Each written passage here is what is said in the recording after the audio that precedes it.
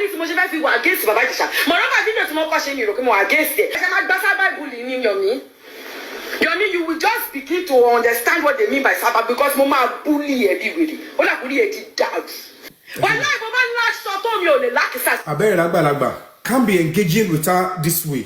She was just destroying people's reputation. Gbogbo nǹkan tá ti build for years. Acting ni o mo acting. Ẹ ti fẹ́ ọkọlọ́kọlọ́ jìnnà, ẹ ti fi ṣàṣeyìn jọ. No problem. Kò ṣe pé mo fọ́ fún pẹ̀lú gbogbo rẹ̀ tó ṣe ò bá ní blọ́ọ̀gì kí ló kọ́ mi. Ọba ni wọ́n lo ní gist lover, ọba ni wọ́n lo ní anti lover. Èmi ò fọ́ fún gbogbo àwọn wèrè bẹ́yẹn. Ṣé ó sùn ó kọrí sẹ́yìn nígbà tí gist lover máa ń drag mi ni? So tí wọ́n bá sọ pé gist lover ò drag mi, pé mi ni gist lover, ẹ filẹ̀. À ń búra wa bó ṣe ń bú mi, mo fi sínú fíìmù. It might go viral then, but it's not part of Baba Ijesha's case. Àwọn tó ń gang fight, ẹ fi wọ́n sílẹ̀ kó máa gang fight. Mo pẹ̀lú ẹni tó jẹ́ kí gist lover popular. Gist lover drag mi, èmi gan, ó drag mi títí mo lọ kó gbogbo wedding picture mi. Nígbà tí mo ṣe ìyàwó, mo kó jáde, mo fi ń defend ara mi. Ó drag mi títí, èmi náà máa drag ara wa. Mo mọ iye àwọn èèyàn tí mo block lórí Instagram torí gist lover lọ́dún náà lọ́hùn. Ẹ lọ síwájú pàtí. And Odakumbe, it's not part of Baba Ijesha's case. Mo fi yẹn sínú film. Mo kàn fi bí tí incident ṣẹlẹ̀ pẹ̀lú ọmọ yẹn tó fa argument láàrin àti akọ̀fi sínú ẹ̀. Gbogbo bẹ́ẹ̀ ṣe fún bàbá ọlọ́fà náà mo fi sínú film. Wọ́n dẹ̀ yí mọ́ mi lọ́wọ́ wọ́n lo gbogbo blọ́ọ̀gì Linda ìkejì Insta. Wọ́n lé mi lo ọmọ ìkéré. Èmi ṣe story Baba Ijesha. I should go to jail. I said my God is fighting this battle already. I'm even praying to God right now. That daddy, okay, please, temper down. Eba mi dawoli. Yomi, you will just begin to understand what they mean by sábà because mo máa bully everybody. Ó dà kúrò ẹ̀ ti dàrú. Ìwọ sọ fún mi pé ìwọ nǹkan tí ìwọ ní kí ló ní Yomi. Èèyàn máa ń sí ègún. Wàláì mo máa ń láṣọ tó mi ò lè lákìsà. Abẹ́rẹ́ lágbàlagbà. So Kelly, what is it when you ṣọkọ Iyabo yẹn gbà yẹn? Because I can't be engaging with her this way. She was just destroying people's reputation. Gbogbo nǹkan tá ti build for years. Acting ni o mo acting. Film o mo ṣe gidi. Ó dẹ̀ ti ṣe TikTok yẹn gbà yẹn. Ọlọ́run ti ń gbàdúrà ẹ, ó ti ní followers million. Then stick to it. Ẹ ti fẹ́ ọkọlọ́kọlọ́ jìnnà, ẹ ti fi ṣàṣeyìn jọ. No problem. Àwa tá wá ń bí orúkọ wa tá jẹ́ ìyà lọ́wọ́ àwọn ọ̀gá wa. Ẹ wo change orúkọ tá ṣàjọ. Ó jẹ́ kí n gbádùn orúkọ mi. Ó dẹ̀ ṣe kí ni? Ó dẹ̀ bẹ̀rẹ̀ sí ń ba orúkọ mi jẹ́. Kí ni mo ṣe tó le tó yìí? Tó jókòó síwájú 6 million people nígbà yẹn tó bẹ̀rẹ̀ sí ń ba ayé mi jẹ́. Kò ṣe pé mo fọ́ fún pẹ̀lú gbogbo rẹ̀ tó ṣe ò bá ní blọ́ọ̀gì kí ló kọ́ mi? Ọba ni wọ́n lo ní gist lover, ọba ni wọ́n lo ní anti lover. Èmi ò fọ́ fún gbogbo àwọn wèrè bẹ́yẹn. I know they fear for such things. Mo kàn láǹkú rẹ̀ pé èmi máa ń ní àròjinlẹ̀ pé lady yìí ọ̀nà bíi mẹ́ta ni mo lè kà. Mo ní òun lè ti gbàgbé ní bẹ̀rẹ̀ pẹ̀pẹ̀ early stage nígbà yẹn tí mo gbàgbé báàgì kámẹ́rà bàbá sùwé sí Èbúté Mẹ́ta. Wọ́n ṣùtù fíìmù Múkàrè ní Potomac Hotel ní Kòròdú. Mo dẹ̀ ṣe débẹ̀ bàbá sùwé dẹ̀ lé mi dànù kó fún mi lówó mọ́tò pé mo gbàgbé báàgì yẹn. Wọ Iyabo ìlú sáré wá bá mi ní kọ̀rọ̀ tó fún mi lówó mọ́tò tí mo fi lè ráyè gbé ọ̀kadà gbẹ̀yìn wọ́n ṣe ráyọ̀tì ní Kòròdú garage nígbà yẹn. Bẹ́ẹ̀ ni bàbá sùwé ṣe lé mi pé kí n máa lọ sẹ́ẹ̀. Kò dẹ̀ sí mo fẹ́ dé fẹ́ lọ sí Ṣómólú gbà yẹn máa gba Kòròdú garage. The only way tí mo fi lè escape ni pé kí n lọ gbá ẹ̀yìn lọ sílé bàbá ju ṣùgbọ́n tó bá jẹ́ pé fẹ́ lọ sí owó ẹlẹ́pẹ̀. She gave me ẹlẹ́ẹ̀kejì ó pè mí sí fíìmù Blueprint tó ṣe ń gbà yẹn English film. Ìkẹta ìgbà tí mo sí mi kú ó fún mi 50,000 naira. Ìyẹn ni mo ti ẹ̀ ń dìmú gidi. Ìkẹrin during the EndSARS mo ní ìwọ Iyabo yìí nìkan ni mo jẹ́ nínú colleague wa tó make sure pé ìgbà tí mo ti come live until ìgbà tí mo come live lálẹ́ on the 20 yẹn because I was always at the protest ground ní Lagos Assembly àti Lekki toll gate. So wọn rí mi gbà yẹn pé ṣé Yomi so she was worried. She called my phone immediately I come live lálẹ́ báyìí. She was the only person artist or maybe two of them in not anything. Òun náà ṣáà join live with me. She showed concern. Mo wá wá pé irú kéèsì ọ̀rọ̀ tí ó ṣẹlẹ̀ pẹ̀lú àti ẹ̀yìn ó ti ṣe máyà máa mo dẹ̀ ti fún jẹ́ padà bí náà ti ṣọkọ Iyabo fún mo ti jẹ́ kó mọ̀ pé tó bá lóòrò olùgbọ́ nìkan ló lè sọ̀rọ̀ èmi ò ní go route yẹn into expect ni ma fún ege mi no ma fi film ba ye nti ba ni ma fi ja mo wa shock story yẹn le the story kò ní kankan ṣe pẹ̀lú case baba Jesha argument tèmi àti ẹ̀kọ́ ni mo add mo iye o sim part of case baba Jesha ambura wa bó ṣe ń bú mi mo fi sínú film it might go viral there but it's not part of baba Jesha's case ẹ lọ síwájú pàǹtí ẹ lọ dákú ńbẹ̀ it's not part of baba Jesha's case mo fi yẹn sínú film mo kàn fi bi tí incident ṣẹlẹ̀ pẹ̀lú ọmọ yẹn tó fa argument láàrin àti akọ̀fi sínú ẹ̀ gbogbo bẹ́ẹ̀ ṣe bàbá ọlọ́fà náà mo fi sínú film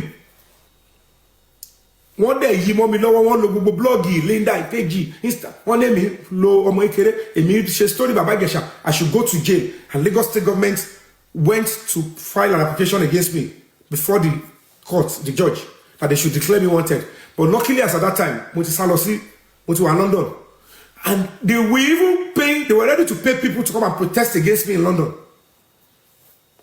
but immediately they declare me wanted o ìjọ tí wọ́n fẹ́ gba judgment yẹn níjọ́ tẹ̀lé pé Iyabo Òjó Gbénga Adéyínká Kofi comedy ti filẹ̀ náà gbogbo wọn yẹn pẹ̀lú ọ̀bọ̀ olórin kan báyìí tẹ́ bá lọ fídíò yẹn ìjọ ìlú wọn lọ sí court yẹn ọ̀rọ̀ báwọn máa jẹ lọ I didn't know that they were going to be filing against me oral application the DPP yẹn ló gbé wá síwájú judge yẹn for you to know that these people were so wicked.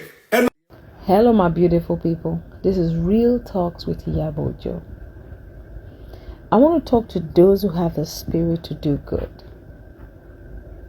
Now, a lot of times, if you're someone like me who has done so many things for people, and somewhere or the other you feel that you have been rewarded with evil, or with people who just do not appreciate that which you have done,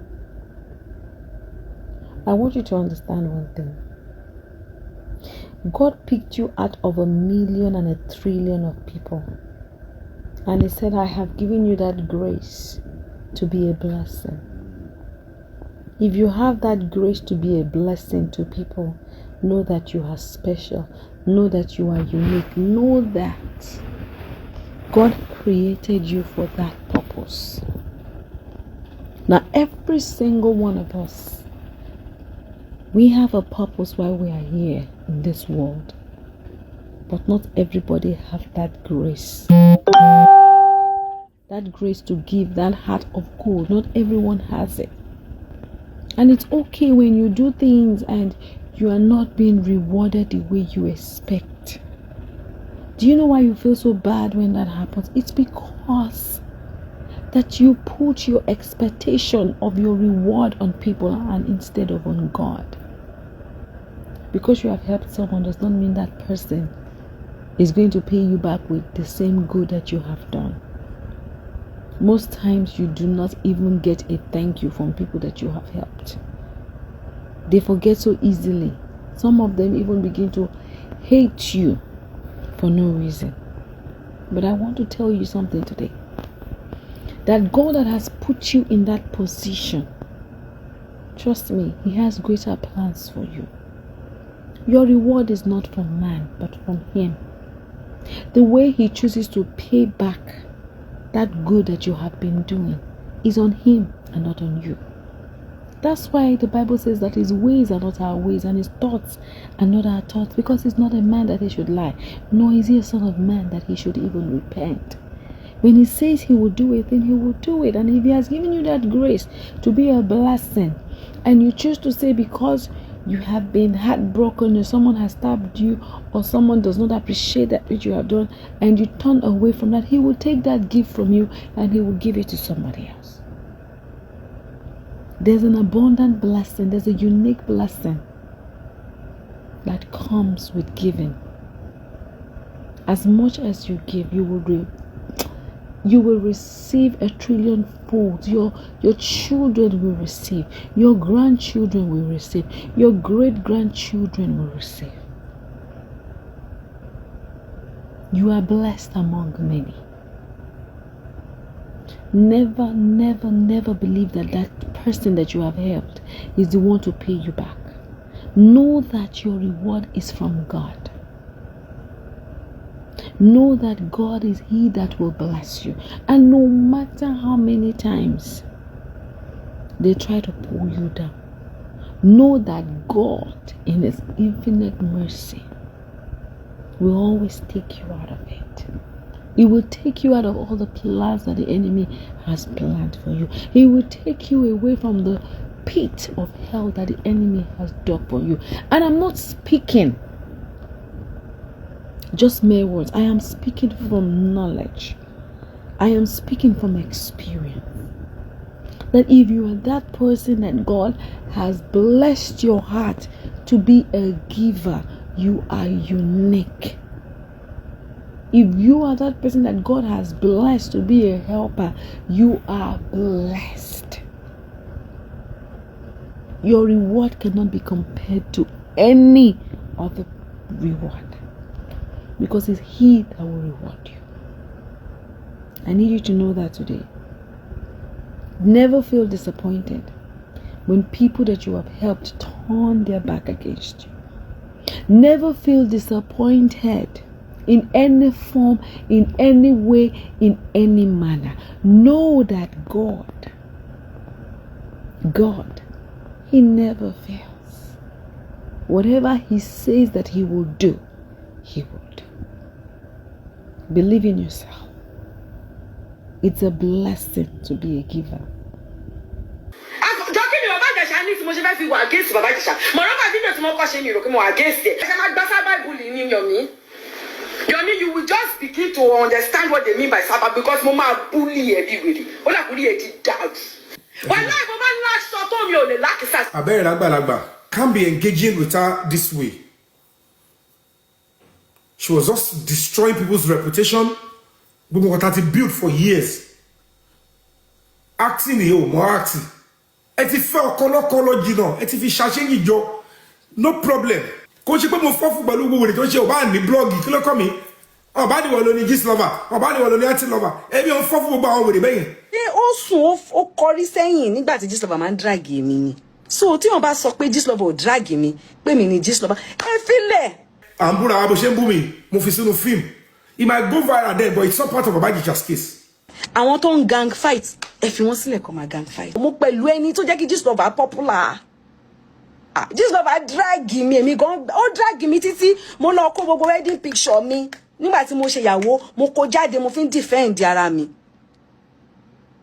Ó drag mi títí, èmi náà máa drag ara wa. Mo mọ iye àwọn èèyàn tí mo block lórí Instagram torí Gist Lover lọ́dún náà lọ́hùn. Ẹ lọ síwájú pàtí, ẹ lọ dákú ńbẹ̀. It's not part of Baba Jisha's case. Mo fi yẹn sínú film. Mo kàn fi bí tí incident ṣẹlẹ̀ pẹ̀lú ọmọ yẹn tó fa argument láàrin àti akọ̀fi sínú ẹ̀. Gbogbo bẹ́ẹ̀ ṣe bí bàbá ọlọ́fà náà mo fi sínú film. Wọ́n dẹ̀ yí mọ́ mi lọ́wọ́, wọ́n lo gbogbo blọ́ọ̀gì Linda ìpéjì Insta. Wọ́n ní èmi lo ọmọ ìkéré, èmi ṣe story Baba Jisha, I should go to jail. I said my God is fighting this battle already. I'm even praying to God right now that Daddy, okay, please, temper down. Eba mi dawole. Yomi, you will just begin to understand what they mean by Sabbath, because Mama bully everybody. All I bully it down. You want something me pay one, cause you want Nikilo Yomi. Hey, you man say again. One life Mama last shot on me on the lakisa. Lagba. So Kelly, what is it when you show Iyabo and by? Because I can't be engaging with her this way. She was just destroying people's reputation. What had built for years. Acting here, more acting. Film more ṣe gidi. Who that is share TikTok yẹn gbà yẹn. Ọlọ́run tin gbàdúrà ẹ, ó ti ní followers million. They stick to it. Ẹ ti fẹ́ ọkọlọ́kọlọ́ jìnà, ẹ ti fi ṣàṣẹ́yìn jọ. No problem. Àwa tá wá ń build orúkọ wa tá jẹ́ ìyà àwọn ọ̀gá wa. Ẹ wo change orúkọ tá ṣàjọ. Ó jẹ́ kí n gbádùn orúkọ mi. Ó dẹ̀ ṣe kíni? Ó dẹ̀ bẹ̀rẹ̀ sí ń ba orúkọ mi jẹ́. Kíni mo ṣe tó le tó yìí? To jókòó síwájú 6 million people nígbà yẹn tó bẹ̀rẹ̀ sí ń ba ayé mi jẹ́. Kò ṣe pé mo fọ́ fún pẹ̀lú gbogbo rẹ̀ tó ṣe ò bá ní blọ́ọ̀gì kí ló kọ́ mi. Ọ̀bá ni wọ́n lo ní Gist Lover, ọ̀bá ni wọ́n lo ní anti lover. Ẹbí ò ń fọ́ fún gbogbo àwọn wèrè bẹ́yẹn. I know they fear for such things. Mo kàn láàkú rẹ̀ pé èmi máa ń ní àròjinlẹ̀ pé lady yìí ọ̀nà bíi mẹ́ta ni mo lè kà. Mo ní òun lè ti gbàgbé ní bẹ̀rẹ̀ pẹpẹ early stage nígbà yẹn tí mo gbàgbé báàgì kámẹ́rà bàbá sùwé sí èbúté mẹ́ta wọ́n ṣùtù fíìmù Múkàrè ní Potomac Hotel ní Kòròdú mo dẹ̀ ṣe débẹ̀ bàbá sùwé dẹ̀ lé mi dànù kò fún mi lówó mọ́tò pé mo gbàgbé báàgì yẹn wọ Ìyábọ̀ ìlú sáré wá bá mi ní kọ̀rọ̀ tó fún mi lówó mọ́tò ni mo fi ráyè gbé ọ̀kadà gbẹ̀yìn wọ́n ṣe ráyọ̀tì ní Kòròdú gàràjì ńgbà yẹn bẹ́ẹ̀ ni bàbá sùwé ṣe lé mi pé kí n máa lọ́sẹ̀ kò dẹ̀ sí mo fẹ́ dé fẹ́ lọ sí Ṣómólú ńgbà yẹn máa gba Kòròdú gàràjì the only way tí mo fi lè escape ni pé kí n lọ gbá ẹ̀yìn lọ sílé bàbá ju ṣùgbọ́n tó bá jẹ́ pé fẹ́ lọ sí owó ẹlẹ́pẹ̀ she gave me one ẹlẹ́ẹ̀kejì ó pè mí sí fíìmù Blueprint tó ṣe ń gbà English film ìkẹta ìgbà tí mo sí mi kú ó fún mi 50,000 naira ìyẹn ni mo tiẹ̀ ń dìmú gidi ìkẹrin during the EndSARS mo ní ìwọ Ìyábọ̀ yìí nìkan ni mo jẹ́ nínú colleague wa tó make sure pé ìgbà tí mo ti come live until ìgbà tí mo come live lálẹ́ lọ́n the 20 yẹn because I was always at the protest ground ní Lagos Assembly àti Lekki toll gate so wọn rí mi gbà yẹn pé ṣé Yomi so she was worried she called my phone immediately I come live lálẹ́ báyìí she was the only person artist or maybe two of them ìrántí ẹnìkan òun náà ṣáà join live mi she showed concern mo wá wáyé pé irú kéèsì ọ̀rọ̀ tí ó ṣẹlẹ̀ pẹ̀lú àti ẹ̀yìn ó ti ṣe máyà àwọn amúdẹ tí fún jẹ padà bí náà ti ṣọkọ Ìyábọ̀ fún mo ti jẹ́ kó mọ̀ pé tó bá lóòrùn olùgbọ́ nìkan ló lè sọ̀rọ̀ èmi ò ní go route yẹn in tó expect ni máa fún ẹ̀jẹ̀ èmi náà máa fi fíìmù báyé ẹ̀jẹ̀ n ti bá ní máa fi jà mo wá ṣọ story yẹn lẹ́ṣọ̀ lórí story kò ní kankan ṣe pẹ̀lú kéèsì bàbá Ìjẹ̀ṣà argument tèmi àti ẹ̀kọ́ ni mo add mọ́ ìyẹn ò sí part of kéèsì bàbá Ìjẹ̀ṣà à ń búra wa bó ṣe ń bú mi mo fi sínú fíìmù it might go viral then but it's not part of Baba Ìjẹ̀ṣà's case ẹ lọ síwájú pàǹtí ẹ lọ dákú bẹ́ẹ̀ it's not part of Baba Ìjẹ̀ṣà's case mo fi yẹn sínú fíìmù mo kàn fi bi tí incident ṣẹlẹ̀ pẹ̀lú ọmọ yẹn tó fa argument láàrin mi àti akọ̀fi sínú ẹ̀ gbogbo bẹ́ẹ̀ ṣe fún bàbá ọlọ́fà náà mo fi sínú fíìmù wọ́n dẹ̀ yí mọ́ mi lọ́wọ́ wọ́n lo gbogbo blọ́ọ̀gì Linda ìkejì Insta wọ́n lé mi lo ọmọ ìkéré èmi ṣe story Baba Ìjẹ̀ṣà I should go to jail and Lagos State government went to file an application against me before the court, the judge, that they should declare me wanted. But luckily, as at that time, mo ti sá lọ sí London. And they were ready to pay people to come and protest against me in London. But immediately they declare me wanted, though. Ìjọ tí wọ́n fẹ́ gba judgment yẹn níjọ́ tẹ̀lé pé Ìyábọ̀ Òjó, Gbénga Adéyínká, Kofi, comedy ti filẹ̀ náà. Gbogbo wọn yẹn, pẹ̀lú ọ̀bọ̀ olórin kan báyìí, tẹ́ bá lọ fídíò yẹn. Ìjọ ìlú wọn lọ sí court yẹn, ọ̀rọ̀ bá wọn máa jẹ lọ. I didn't know that they were going to be filing against me. Oral application in DPP yẹn ló gbé wá síwájú judge yẹn. For you to know that these people were so wicked. Hello, my beautiful people. This is Real Talks with Iyabo Ojo. I want to talk to those who have the spirit to do good. Now, a lot of times, if you're someone like me who has done so many things for people, and somewhere or the other you feel that you have been rewarded with evil, or with people who just do not appreciate that which you have done, I want you to understand one thing. God picked you out of 1,000,000 and 1,000,000,000 of people. And he said, I have given you that grace to be a blessing. If you have that grace to be a blessing to people, know that you are special. Know that you are unique. Know that God created you for that purpose. Now, every single one of us, we have a purpose why we are here in this world. But not everybody have that grace. That grace to give, that heart of gold. Not everyone has it. And it's okay when you do things and you are not being rewarded the way you expect. Do you know why you feel so bad when that happens? It's because that you put your expectation of your reward on people and instead of on God.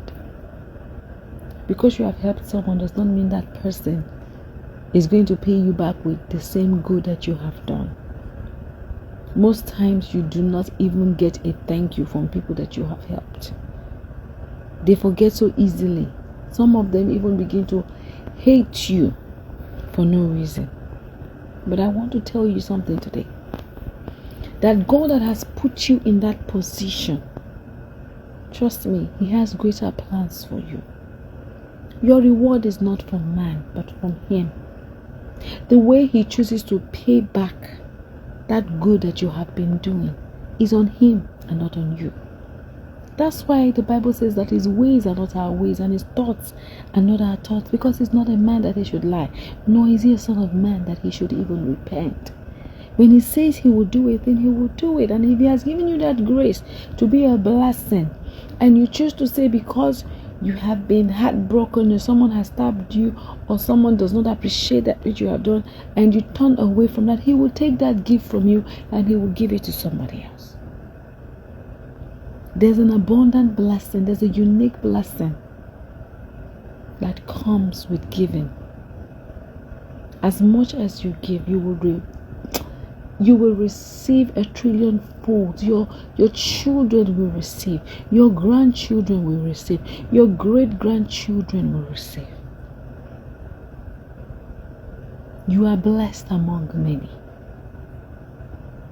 Never, never, never believe that that person that you have helped is the one to pay you back.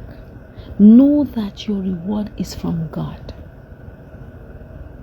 Know that God is He that will bless you. And no matter how many times they try to pull you down, know that God, in His infinite mercy, will always take you out of it. He will take you out of all the plans that the enemy has planned for you. He will take you away from the pit of hell that the enemy has dug for you. And I'm not speaking just mere words. I am speaking from knowledge. I am speaking from experience. That if you are that person that God has blessed your heart to be a giver, you are unique. If you are that person that God has blessed to be a helper, you are blessed. Your reward cannot be compared to any other reward, because it's He that will reward you. I need you to know that today. Never feel disappointed when people that you have helped turn their back against you. Never feel disappointed in any form, in any way, in any manner. Know that God, He never fails. Whatever He says that He will do, He will do. Believe in yourself. It's a blessing to be a giver.